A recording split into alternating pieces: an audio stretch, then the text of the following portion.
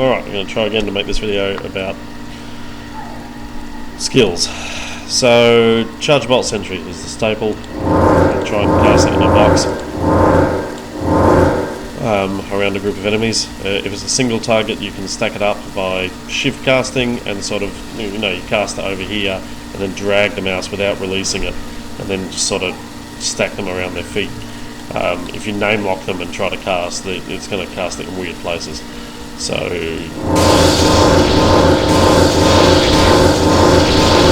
that's sort of the idea.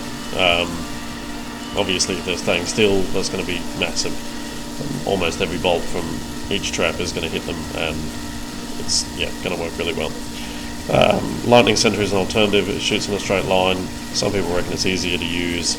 I tend to get better results out of Charge Bolt Sentry. I feel like stuff is dying too slowly the other way. Some people feel the opposite. Death Sentry is insanely useful if you have enemies that resurrect, like those Heraldric things in Act 2, and obviously Fallen Shaman, however you want to pronounce that. Anywhere where Corpse Explosion would be used, it's obviously devastating. It can be tricky in the middle of a fight to get that one in there, but if you do, throw one down and hopefully you and your Shadow Master don't override it with your other traps. It can be really quite useful. While those traps are doing their thing, you're going to be casting Fire Blast, and obviously this is quite useful for enemies that are lightning immune. If you come across anything that is lightning and fire immune, then you're relying solely on your minions to sort that out, which can be a little time consuming and frustrating. Alright, so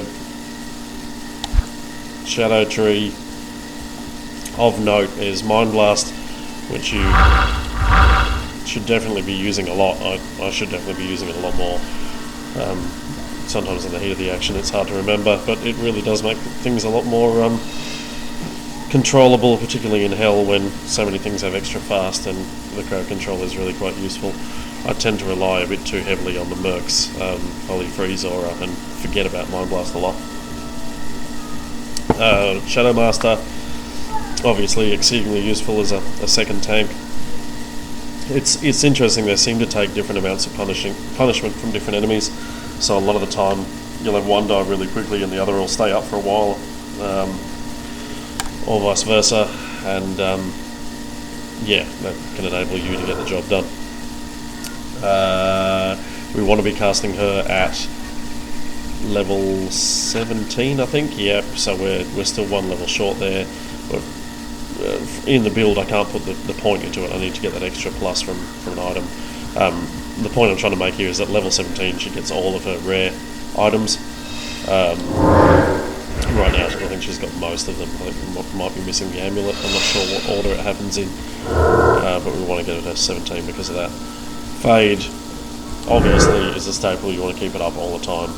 So I normally have the shadow weapons set to fade, and then switch back to traps for combat in general. And sometimes you get confused and have them assigned backwards, but anyway. And that's it. Look, Burst of Speed is useful if you are trying to cover some ground very quickly that you've already cleared, or in a pinch you can use it in a getaway, but it's risky. As soon as you drop Fade,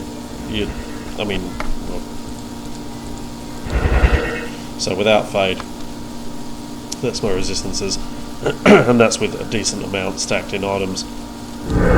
And then, obviously with Fade, you just want to have that up all the time. And I really need more cold resist for Duriel, but that's another story.